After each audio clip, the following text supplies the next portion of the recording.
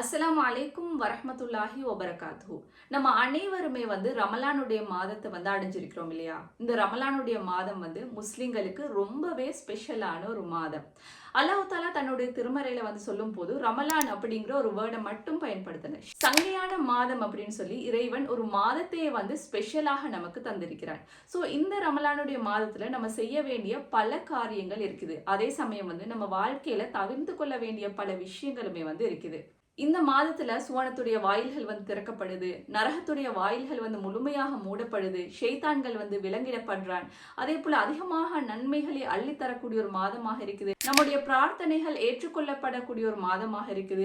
அல் குர்ஆன் அல்லாஹ் தாலாவுடைய வார்த்தை இறங்கிய ஒரு மாதமாக இருக்குது. இப்படி பல ஸ்பெஷல் இந்த மாதத்துல இருக்குது. ஸோ இன்ஷா அல்லாஹ் நம்ம தொடர்ந்துமே ஒவ்வொரு நாளும் சின்ன சின்ன ஹதீஸ்களை பார்ப்போம். நம்ம பெருசா ஒரு விஷயத்த பேசிட்டு போறதை விட சின்னதா ஒரு ஹதீஸை நம்ம படிச்சாலும் அது நம்முடைய மனதில் ஆழமாக பதியக்கூடியதாக இருக்கும்.